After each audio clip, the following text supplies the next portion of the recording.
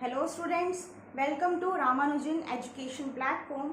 आज हम पढ़ेंगे इलेक्ट्रोकेमिस्ट्री का next topic, that is relationship of Gibbs free energy and EMF of cell. Okay, तो हमने पढ़ा हुआ है डैनियल्सन, राइट।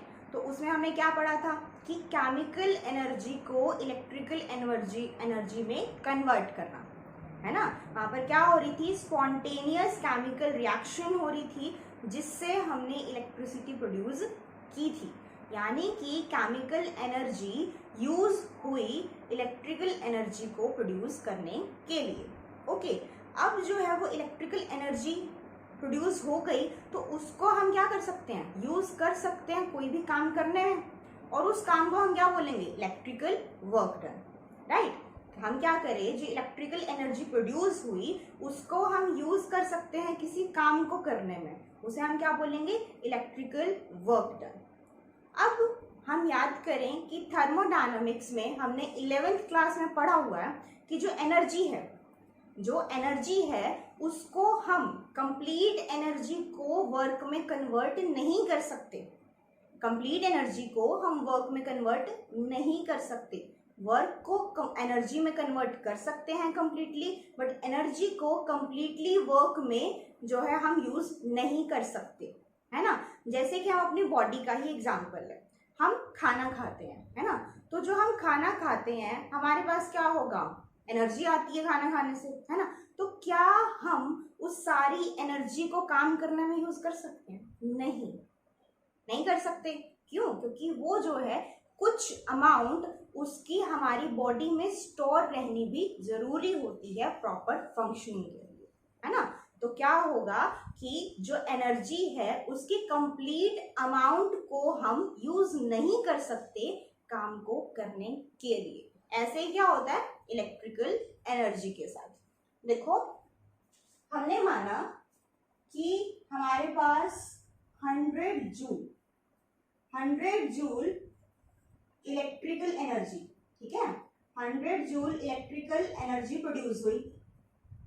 ओके, और उसमें से जो 60 जूल है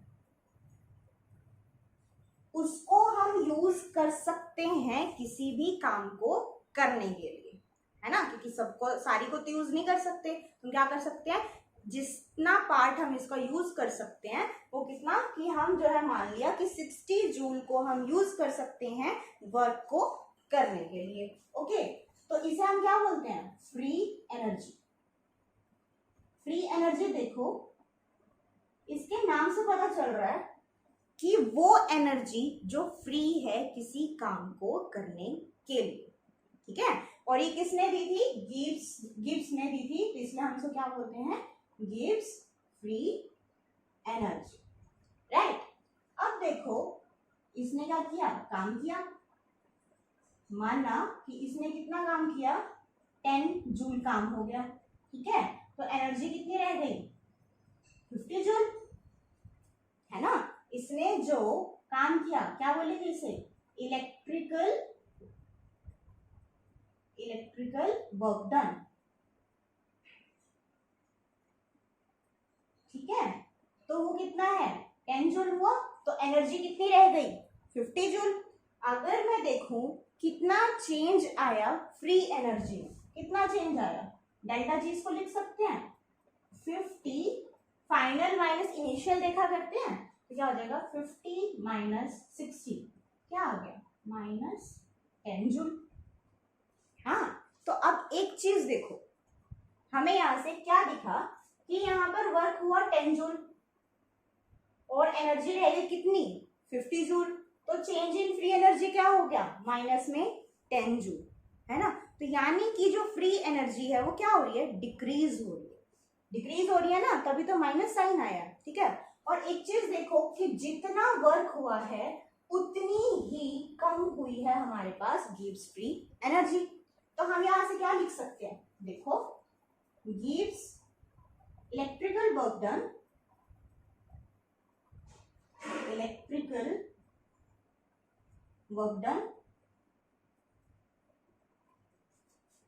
is equal to minus del जी, या फिर minus change in free energy.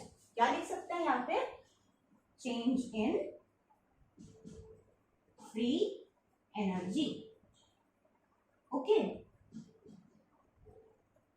अब देखो ये लिख सकते हैं।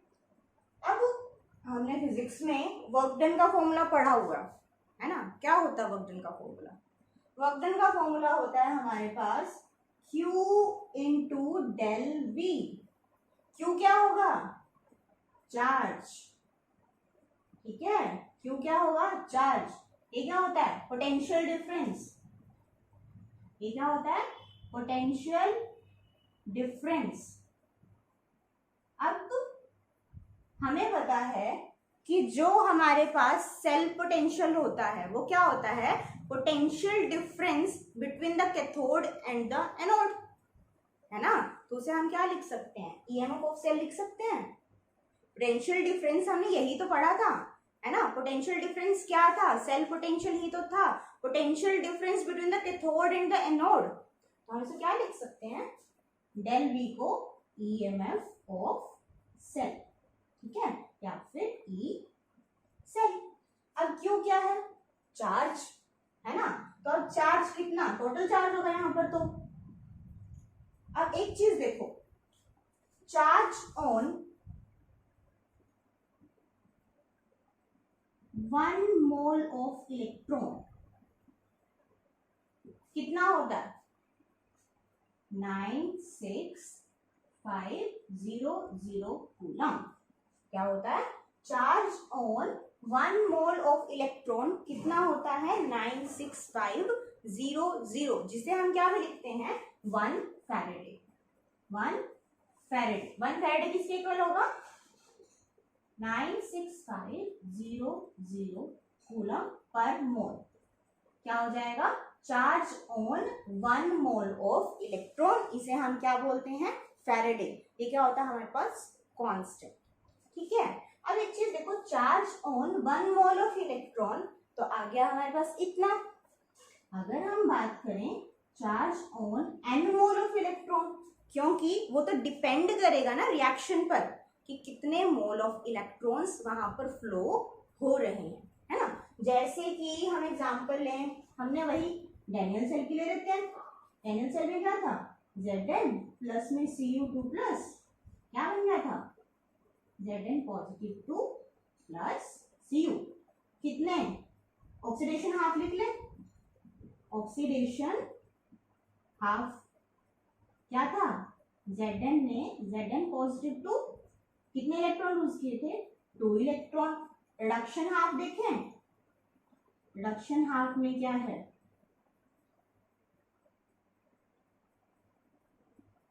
Cu2 प्लस 2 इलेक्ट्रॉन, है ना।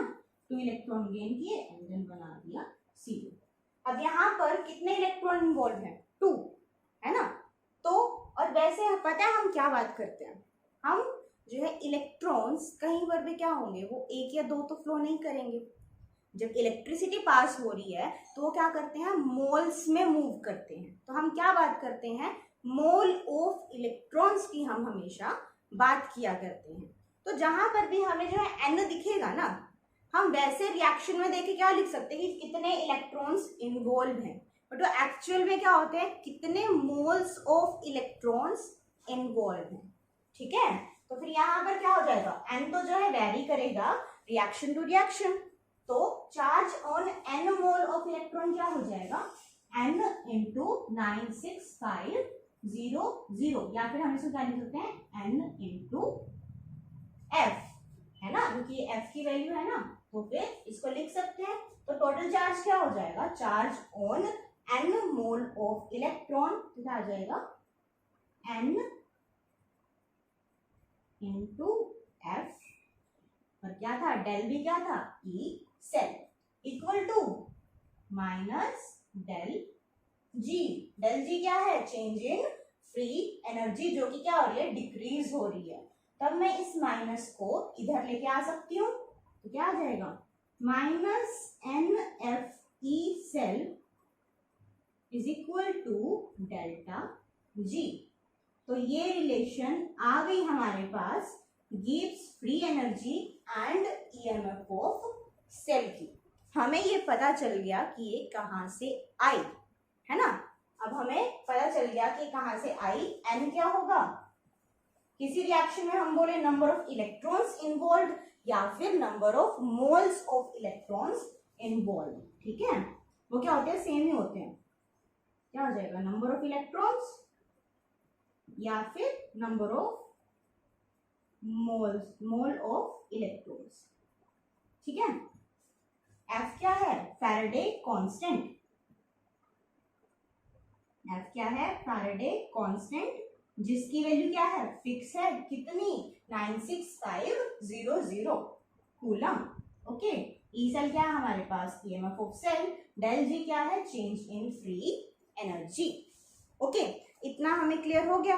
अब एक चीज देखो कि अगर मैं इसको स्टैंडर्ड कंडीशंस पर ले लूं, स्टैंडर्ड कंडीशंस कौन सी, temperature 25 degree Celsius, pressure 1 atmosphere and concentration 1 molar, ये क्या होती है हमारे पास स्टैंडर्ड कंडीशंस। अब हम देखें इसको एट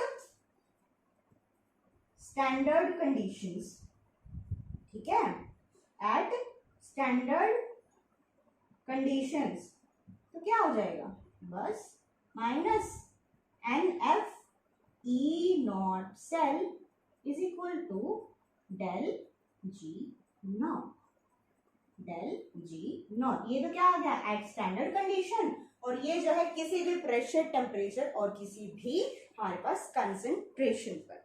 ओके, अब एक और चीज देखो, यहां तक हमें समझ आ गया, एक बार दोबारा देख लो। चलो, इसमें क्या किया हमने कि जो इलेक्ट्रिकल एनर्जी प्रोड्यूस हुई थी इलेक्ट्रोकेमिकल सेल से, उसको हमने यूज किया वर्क करने के लिए, जो कि हम कंप्लीट एनर्जी को यूज नहीं कर सकते। तो क्या होगा, हमने माना कि 100 में से 60 को हम यूज कर सकते हैं वर्क करने के लिए। जो एनर्जी फ्री है वर्क करने के लिए उसे हम क्या बोलते हैं, फ्री एनर्जी। और ये जो है किसने दी थी, गिब्स ने, तो इसे हम क्या बोलते हैं, गिब्स फ्री एनर्जी। ओके, तो यहाँ पर वर्क हुआ कितना, 10 जूल, रह गई हमारे पास एनर्जी कितनी, 50 joule, change in free energy कितना रह गया, माइनस में 10 जूल, जो कि क्या हुआ, क्वांटिटी तो सेम रही, बस क्या आया डिफरेंस, माइनस का, क्योंकि फ्री एनर्जी क्या हो रही है, डिक्रीज हो रही है, राइट। तो अब हम इसको क्या लिख सकते हैं, electrical work done is equal to minus del G. Work done क्या होता है, Q into del B, del B क्या, पोटेंशियल डिफरेंस, पोटेंशियल डिफरेंस क्या हुआ करता था, पोटेंशियल डिफरेंस क्या हुआ करता था, ईएमएफ ऑफ सेल, क्योंकि वो क्या था, potential difference between the cathode and the anode, right. तो Q क्या होता है, total charge, charge on 1 mole of electron कितना होता है, 96500 कूलम। ओके, अगर हम N पे निकालें तो क्या आ जाएगा, N इंटू 96500 या फिर N इंटू F, क्योंकि इसे हम क्या बोलते हैं, फैराडे कांस्टेंट। ओके, तो यहाँ पर हमने क्या किया, वैल्यू पुट कर दी, NF E सेल आ जाएगा is equal to minus del G, minus को क्या करो, इधर ले आओ, तो क्या आ जाएगा, minus NF E cell is equal to del G, जहां पर N क्या है, number of moles of electron, या फिर किसी रिएक्शन में अगर हम देखें तो हम बोल सकते हैं number of electrons involve. Okay, F क्या है, फैराडे कांस्टेंट, E सेल क्या है, EMF of the cell, and del G क्या है, change in free energy. Okay, अब हम बात करें at standard conditions, standard condition में क्या आ जाएगा, ये इक्वेशन बन जाएगी minus NF E nought cell is equal to del G nought. अब अगर हम बात करें वही डैनियल सेल की इसकी, ठीक है, तो N की वैल्यू क्या आएगी, कितने इलेक्ट्रॉन्स इन्वॉल्व है, 2, तो यहाँ पर N की वैल्यू आएगी 2। ओके, अब एक और चीज, ये हमारे पास इक्वेशन आ गई क्या, del G is equal to minus NF E cell, है ना। तो हमने थर्मोडायनामिक्स में पढ़ा हुआ है कि फॉर स्पॉन्टेनिटी ऑफ रिएक्शन, है ना, कि किसी रिएक्शन को स्पॉन्टेनियस होने के लिए क्या जरूरत होती है, del G must be negative, यानी कि लेस देन 0, है ना। ये क्या होना चाहिए, मस्ट बी नेगेटिव। अब देखो ये नेगेटिव कैसे आएगी वैल्यू, यहाँ पर नेगेटिव है, ठीक है, यानी क्या होता है, इसकी वैल्यू पॉजिटिव, इसकी वैल्यू फिक्स होती है, यानी कि ई सेल की वैल्यू क्या होनी चाहिए, पॉजिटिव। तभी तो ये ओवरऑल क्या रहेगी, नेगेटिव रहेगी ना। अगर ये वैल्यू नेगेटिव में आ गई तो नेगेटिव नेगेटिव क्या हो जाएगा, पॉजिटिव। बट हमें स्पॉन्टेनियस रिएक्शन के लिए क्या चाहिए, del G must be negative. तो यहीं से वो रिलेशन आई थी कि E cell must be positive for any spontaneous reaction, for any spontaneous reaction, okay. Del G क्या होना चाहिए, लेस देन 0, और हमारे पास ईएमएफ ऑफ सेल क्या होनी चाहिए, हमेशा पॉजिटिव होनी चाहिए, ओके। अब हम चलते हैं आगे, ये रिलेशन जो है आगे काम आएगी न्यूमेरिकल्स में। अब इसी को आगे लेकर चलते हैं।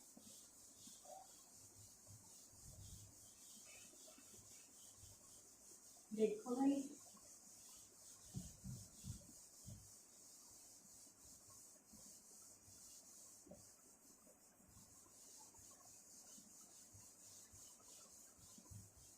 यहां से देखो क्या इक्वेशन है, del G is equal to minus N F E. अगर हम स्टैंडर्ड कंडीशंस पर बात करें तो del G nought is equal to minus N F E not cell at standard conditions. और अगर हम नॉर्मल किसी भी टेम्परेचर, प्रेशर और कंसंट्रेशन पर बात करें तो क्या आ जाएगी, del G is equal to minus N F E cell, right. अब एक चीज देखो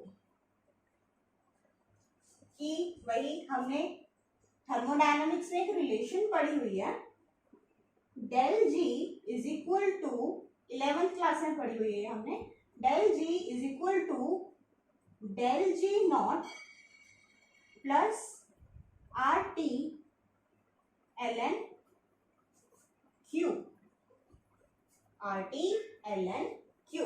ये रिलेशन हमने 11th क्लास थर्मोडायनामिक्स में पढ़ी हुई है, आपको शायद याद भी होगी, है ना, वरना एक बार देख लेना।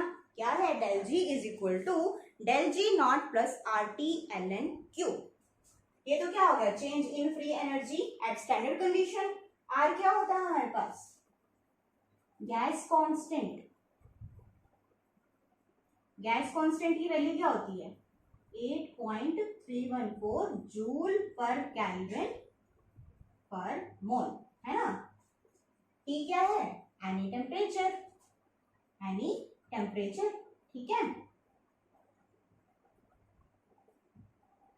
लॉन, ठीक है, जो क्या होता है, ये नेचुरल लॉग हुआ करता है। क्यू क्या है, रिएक्शन कोशेंट, रिएक्शन कोशेंट। अब देखो रिएक्शन कोशेंट क्या होता है। अब आपने वही इक्विलिब्रियम में पढ़ा होगा कि जैसे कि कोई रिएक्शन है ए प्लस बी बी, ठीक है, सी प्लस डी डी, ठीक है। तो ये वाली हमारे पास एक रिएक्शन है इक्विलिब्रियम पे। अगर हम इक्विलिब्रियम पर जो है क्या निकालते थे, इक्विलिब्रियम कांस्टेंट, इक्विलिब्रियम कांस्टेंट, तो हम क्या करते थे, कंसेंट्रेशन ऑफ प्रोडक्ट, इनके कोएफिशिएंट्स को क्या कर दिया करते हैं, पावर में लेके चले जाया करते हैं। Concentration of product divided bye concentration of reactant. हम यूज करते हैं इक्विलिब्रियम कांस्टेंट यानी कि के, जब ये रिएक्शन इक्विलिब्रियम पर है, जब ये रिएक्शन इक्विलिब्रियम पर है। बट अगर हम बात करें eight any time, eight any time, तो क्या यूज किया करते हैं हम, क्यू, क्या यूज क्या करते हैं, क्यू। क्या होगा, वही concentration of product upon concentration of reactant. Okay, तो ये क्या हो करता है, रिएक्शन कोशेंट, यानी कि यहाँ पर क्या होगा, एट एनी टाइम पीरियड जो हमारे पास क्या होगी, ratio of concentration of product upon में कंसंट्रेशन ऑफ रिएक्टेंट, उसे हम क्या बोलते हैं, क्यू, यानी कि रिएक्शन कोशेंट। ओके, तो अब देखो यहाँ पर रख दें, यहाँ पर जो वैल्यूज पुट करेंगे, डेल जी की वैल्यू क्या है, ये वाली पुट कर दें, क्या आ जाएगा, minus N F E cell is equal to del G की value minus N F E not cell plus R T L N, Q को क्या रख सकते हैं, वही प्रोडक्ट अपॉन रिएक्टेंट, है ना, प्रोडक्ट अपॉन रिएक्टेंट। अब एक चीज देखो, ये है हमारे पास नेचुरल लॉग, इसको अगर हम log टू द बेस 10 में कन्वर्ट करते हैं तो हमें क्या करना पड़ता है, क्या करना पड़ता है, लॉन को, क्या होता है लॉन, नेचुरल लॉग क्या होता है हमारे पास, log बेस ई, ठीक है, और हमें कन्वर्ट करना है इसको log बेस 10 में, तो कैसे कन्वर्ट किया करते हैं, इस वैल्यू को 2.303 से मल्टीप्लाई कर देते हैं, log बेस 10। ओके, हम करते हैं, minus N F E cell is equal to minus N F E not cell plus R, यहाँ पर लिखते हैं 2.303 R T log the base 10 concentration of product upon concentration of reactant या फिर Q. Okay, अब अगर हम इसमें क्या करें, माइनस एन एफ से मैं डिवाइड कर सकती हूँ पूरी इक्वेशन को, ठीक है, क्या करें, divide the whole equation by minus N F, ठीक है, करते हैं, क्या हो जाएगा, जब डिवाइड कर देंगे इसको तो क्या रह जाएगा, E cell is equal to, इसको भी कर दिया तो क्या आ जाएगा, ई नॉट सेल, और जब हम इसको करेंगे तो क्या आ जाएगा, 2.303 R T upon minus N F log the base 10 product upon reactant, ठीक है, तो इसको मैं क्या लिख सकती हूँ, E cell is equal to E not cell, यहाँ हमारे पास माइनस क्या आ जाएगा, यहाँ आ जाएगा, ठीक है, तो क्या आ जाएगा 2.303 R T upon N F log to the base 10 concentration of product upon concentration of reactant, ठीक है। अब यहाँ पर देखो, ई सेल क्या होगा, EMF of cell at any time, ठीक है, at any temperature, at any pressure, at any concentration, जो कि हमारे पास स्टैंडर्ड कंडीशन से हटकर अगर इन तीनों में से कोई भी अलग ले लिया जाए तो उसे हम क्या बोलेंगे, स्टैंडर्ड नहीं बोल सकते, तो वो क्या होगा, eight any temperature, at any pressure या फिर एट एनी कंसंट्रेशन, तो उसे हम सिंपली क्या लिखा करते हैं, ईएमएफ ऑफ सेल या फिर ई सेल। ये क्या होता है, एट स्टैंडर्ड कंडीशंस, जो कि हम पहले पता कर चुके हैं, हमने इलेक्ट्रोकेमिकल सीरीज भी पढ़कर देखी है, ठीक है। ये क्या है, नेचुरल लॉ को कन्वर्ट किया है हमने log टू द बेस 10 में, आर क्या है, गैस कांस्टेंट, टी क्या है, temperature, N number of moles of electron, F Faraday constant, log to the base 10 concentration of product divided by में रिएक्टेंट। अब एक और चीज देखो, इसको हम बोलते हैं नस्ट इक्वेशन, नस्ट इक्वेशन, दोबारा से देख लो एक बार, E cell is equal to E not cell minus 2.303 RT upon NF log to the base 10 concentration of product upon में concentration of reactant. ठीक है, तो ये हमारे पास होती है नॉल्स इक्वेशन जब हमें EMF ऑफ सेल निकालना हो eight any temperature, at any pressure और एट एनी कंसंट्रेशन. ओके, अब देखो हमारे पास जो मोस्टली क्वेश्चन आते हैं, ठीक है, मोस्टली जो आपके पास क्वेश्चन आते हैं वहां क्या यूज किया जाता है, टेम्परेचर 298 केल्विन, 25 डिग्री सेल्सियस, और ये क्या हो जाएगा 298 केल्विन के इक्वल होता है. तो मोस्टली न्यूमेरिकल्स में ये यूज किया जाता है. टेम्परेचर क्या यूज किया जाएगा, 25 डिग्री सेल्सियस और 298 केल्विन. अब एक चीज देखो, यहां पर अगर हम देखें 2.303 तो कांस्टेंट वैल्यू है ही है. आर की वैल्यू क्या होती है, कांस्टेंट 8.314. टेम्परेचर क्या ले लिया 298 है ना, डिवाइडेड बाय में एन में तो एन ही रहेगा. एफ क्या होता है 96500 है ना. तो ये सारी की सारी वैल्यूज क्या होती हैं, ये तो कांस्टेंट हुआ करती हैं. अगर हम टेम्परेचर 298 केल्विन ले लें तो हम इसकी वैल्यू क्या करते हैं, पहले से निकाल के रख लेते हैं. तो इसकी वैल्यू क्या आती है 0.0591. अगर हमारे पास टेम्परेचर 298 केल्विन दिया होगा तो हम क्या ले लेंगे 0.0591. तो क्या आ जाएगा, E cell is equal to E not cell is minus 0.0591 divided by N log to the base 10 concentration of product upon में concentration of reactant. ये भी क्या है